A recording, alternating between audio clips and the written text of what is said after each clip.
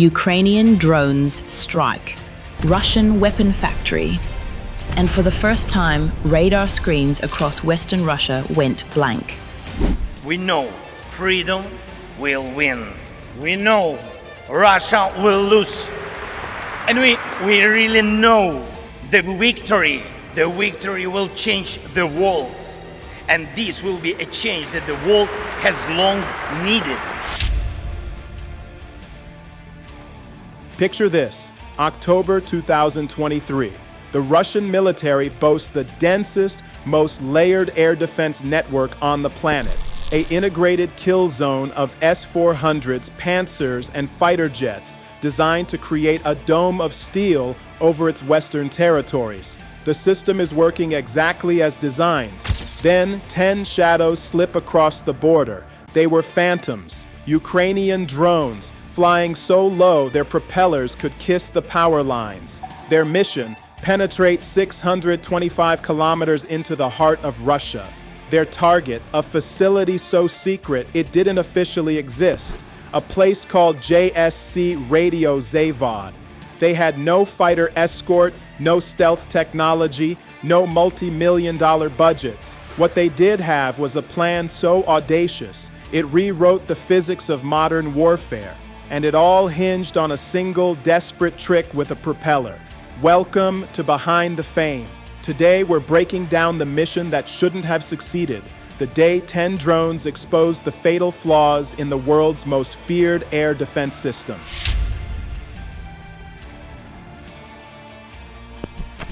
New Orleans, 2014. The music industry is riding high on its traditional gatekeeping model. The journey began in the early hours.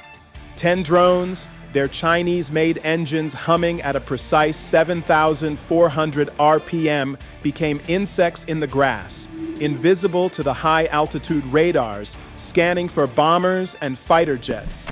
They were exploiting the oldest trick in the book, the radar horizon. But to get to their target, they had to pass through the Gauntlet, the combat air patrols of Russia's most advanced fighter, the Su-35. 1449 hours, somewhere over Western Russia. Inside the cockpit of an Su-35, everything was quiet, state-of-the-art. His Urbis E radar could pump out 20 kilowatts of raw power, a system so sensitive it could spot a fighter jet from 250 kilometers away. But these weren't fighter jets. Their radar cross-section was 50 times smaller than what his systems were designed to track. Then his scope flickered. 10 contacts, dancing at the very edge of detection, flickering in and out of existence like ghosts. It was maddening. Then his trained eye caught it. A pattern in the noise, a heartbeat, the propellers spinning at 7,400 RPM. They were creating a distinctive pulse in the radar return, a tiny repeating Doppler shift that screamed drone louder than any visual identification ever could. His thumb found the weapon's release. 2 R-77 missiles dropped from their pylons. Fox 2. The math was brutal. 18 kilometers to target. The missiles would close that gap in 13 seconds, a near certain kill. But 13 seconds is an eternity when you know what's coming.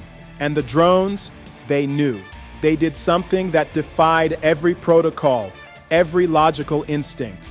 They cut their engines. Instantly, 10 solid contacts vanished from the Su-35 scope. They became nothing. The missiles already committed were now hunting for ghosts. Here's the physics that saved them. At 50 meters altitude, every radar pulse doesn't just hit the target, it bounces off the ground, creating a perfect mirror image. The missile's seeker head now sees 2 targets, one real, one ghost. The computer has 0.3 seconds to choose. It uses signal strength, but the ghost, reinforced by the ground reflection, often appears stronger. The missile chooses wrong. The first $1 million missile slammed into an empty field. The pilot watched the fireball bloom, a crater of nothing. But one drone had betrayed the others. Drone 3, its systems perhaps faltering, or its pilot making a calculated choice, climbed. 500 meters, engines at full power, a deliberate, shining sacrifice. The fireball was visible for miles. One hit in exchange for letting 9 escape. Heroes, it turns out, aren't just human. 3 seconds to restart engines. 2, 1. The distinctive whine returned as 9 shadows leveled off at 45 meters. They'd scattered across a 12-kilometer front. The math was now against the pilot. 9 targets, too much separation, fuel for only one more pass. He needed 3 minutes to re-engage. By then, they'd be 15 kilometers further on. His jaw clenched as they disappeared into the ground clutter. They had traded 400 meters of altitude and 1 companion for passage through the first layer. But in just 73 minutes, they would face a trap that couldn't be outmaneuvered with engine cuts or low flying. They didn't know that yet. 1,538 hours, Bryansk Oblast. The 9 survivors reached the agricultural flatlands, a navigator's nightmare of endless identical fields, perfect for getting lost. That's exactly why the Russians had positioned their most sophisticated electronic warfare assets here. The first sign of trouble was subtle. The lead drone's GPS screen, 12 satellites locked, strong signals, then 11, then 7, then nothing. Not a fade, an instant, violent electronic blackout. The Russians had sprung their trap. The system, mounted on 4 MTLB armored vehicles in a diamond formation, is called a Borisogledsk-2. Each one was pumping 100 watts of precisely tuned interference across the spectrum. To understand the brutality of this, consider the numbers. GPS satellites whisper at 0.025 watts from 20,000 kilometers away. Signals so faint they're buried in the background noise of the universe. The Borisogledsk was screaming at 100 watts from just 8 kilometers away. That's not jamming. That's electromagnetic obliteration. 4,000 times stronger than the signal it was destroying. 8 kilometers to the north, the real hunter waited. A Moskva-1 electronic intelligence system, its 3 antenna arrays arranged in a perfect triangle, synchronized to nanosecond precision by atomic clocks. It wasn't transmitting. It was listening with the patience of a wolf spider. The math behind its direction finding is both elegant and lethal. When a signal hits multiple antennas, it arrives at slightly different times. A 1 microsecond delay means the emitter is 300 meters further from one antenna. 3 stations create 3 time differences, which plot 2 hyperbolic curves. Where those curves intersect, that's your target. Accurate to 50 meters from 40 kilometers away. The 8 drones maintained perfect discipline. No transmissions. They were flying on pure inertial navigation, mechanical gyroscopes spinning freely. But these systems drift. At 10 degrees of error per hour, after 3 hours of flight, that meant 300 meters of drift. By the time they reached Penza, they could miss the entire facility. Something had to change, or the mission was doomed. The lead drone's processor ran the numbers. Mission success probability dropping below threshold. It made a calculation that would cost its life, but save the mission. At 1541, it broke radio silence. A transmission, 2 seconds. A GPS request, a position update, a formation sync, 2 seconds of electromagnetic screaming in the enforced silence. The Moskva-1 operator's screens lit up. A Christmas tree of data. Targeting solutions flashed to 3 S-300 batteries. They didn't need questions. They had a position, authorization. 648 N6 missiles were in the air within 8 seconds. Accelerating to Mach 5.5, they would reach the coordinates in 40 seconds. But the lead drone was already executing its final maneuver. A 45-degree bank, a climb to 200 meters, transmitting continuously. It was painting itself across every scope in Western Russia, an electromagnetic sacrifice. The missiles arrived at empty air, their warheads detonating in a sequence of furious, useless fire. Meanwhile, 8 drones had received the precious navigation update. INS errors corrected. Position confirmed. They pressed east in perfect radio silence while their leader flew north, drawing every missile in the oblast toward its own destruction. The Moskva 1 operators watched the decoy signal vanish in a burst of static. One more Ukrainian drone destroyed, but the electromagnetic silence from the east was too perfect, too deliberate. Something was wrong. The 8 shadows continued, thinking they were invisible, gliding through the electronic darkness. They had no idea that 12 kilometers away, a completely different kind of eye had been watching them for the last 6 minutes, one that didn't need radio waves at all. Before we reveal the terrifying system that tracked them without a single radar pulse, make sure you're not missing out on our deep dives into how the underdogs win. If you're not subscribed yet, hit that button and ring the bell. We break down the strategies that change the game, and you don't want to miss what's coming next. 1600 hours. Penza Oblast. The 8 survivors were ghosts, 30 meters altitude, engines throttled back to a whisper. They had defeated fighters, survived jamming, and were now utterly silent. That's what made the first missile launch so shocking. The 9M38 surface-to-air missile erupted from a forest clearing with no warning. No radar lock, no targeting laser, just the sudden roar of rocket motors and the terrible knowledge that somehow the Russians knew exactly where they were. The system is called a 1B-75 Penicillin, originally designed to locate enemy artillery by the sound of their guns. Penicillin represents a paradigm shift in detection. It's an acoustic reconnaissance system, 8 microphones in a precise geometric pattern, each sensitive enough to hear a helicopter at 7 kilometers or a drone at 12, but it's not just listening, it's calculating. Sound travels at 343 meters per second, that's the key.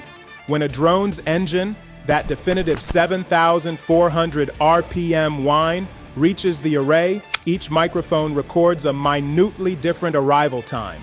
The computer takes those differences and runs them through the same triangulation math submarines use. 16,000 samples per second, building a 3D map of every sound source. And here's what made it lethal. Every engine has an acoustic fingerprint. The Chinese engines in these Ukrainian drones run at exactly 7,400 RPM. The system had been trained on captured models. It knew that signature like DNA. The Tor M2 battery commander trusted the acoustic data and fired blind. The first missile flew in complete electromagnetic silence for 13 seconds. The drone's radar warning receivers showed nothing. The first warning was the sound, the rocket roar getting louder.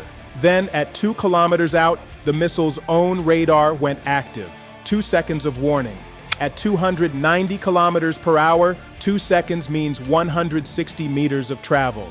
The lead drone's reflexes kicked in, maximum performance climb, 3 Gs pulling at the airframe. The proximity fuse triggered at 47 meters. The warhead, designed for helicopters, unleashed 3,500 tungsten cubes. The lead drone became confetti in a third of a second. Its sacrifice saved the others. The surviving drones began executing random throttle changes, 50% power, then 100%, then 70%. The constantly shifting engine notes and Doppler effects destroyed Penicillin's firing solution. The system needs consistent sound. A software glitch gave them another break. A third missile's radar went active at 4 kilometers instead of 2. That extra 2 seconds of warning was everything. 3 drones dove to an insane 5 meters over farmland, accepting the risk of collision with power lines. They skimmed so low, their prop wash kicked up dust. The missile, with a minimum engagement altitude of 10 meters, couldn't distinguish them from the ground and detonated harmlessly above. A 4th missile found its mark. Drone 7, lagging behind, took a direct hit. 6 survivors pressed east at maximum throttle. Stealth was dead. Speed was their only defense. 47 kilometers to target, 9.7 minutes to impact. The Penicillin operator relayed their trajectory to Penza. The facility's defenders had just enough time to prepare their final, most sinister defense, something that would turn the drone's own brains against them. 16-15 hours. Approach to JSC Radio Zavod. The 6 remaining drones saw their target. The facility sprawled before them. Then, At 800 meters from the perimeter, reality broke. The last line of defense wasn't guns or missiles, it was a Pole 21 GPS spoofing system. And it wasn't jamming. Jamming is a blunt instrument. Spoofing is a surgical lie. 4 transmitters around the complex pumped out 500 watts of perfect GPS signals. But the data was all wrong. Every satellite signal told the drones they were 3 kilometers south, 500 meters higher, and flying east instead of north. The lead drone's processor detected the anomaly immediately. Its optical sensors showed the facility dead ahead. Its inertial navigation said continue straight. But its GPS, the system it was designed to trust above all else, was screaming contradictory commands. Turn right, climb, you're over a river. This created a processing paradox. The autopilot began oscillating, trying to reconcile impossible data. The spoofing signal shifted every 3 seconds, showing the drones in different, impossible locations. Over an airport, inside a mountain, the navigation processor, trying to calculate a route between these rapidly changing false positions, began generating random violent course corrections. The drone's wings rocked left and right.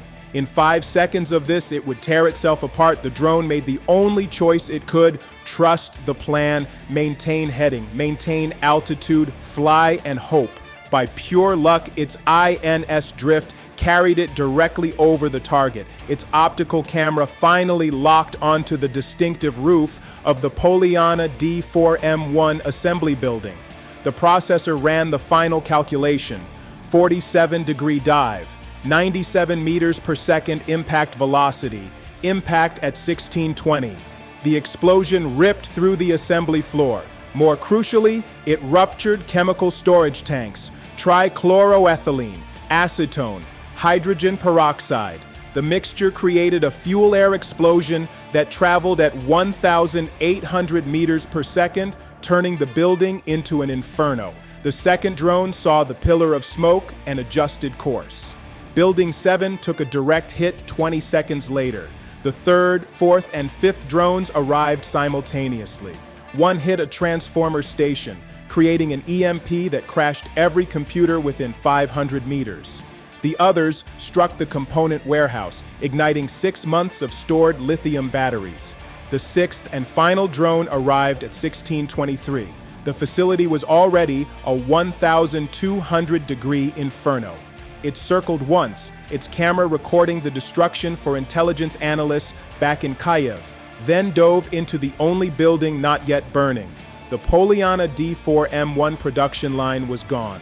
Without it, the brains of Russia's S-300 and S-400 networks were severed.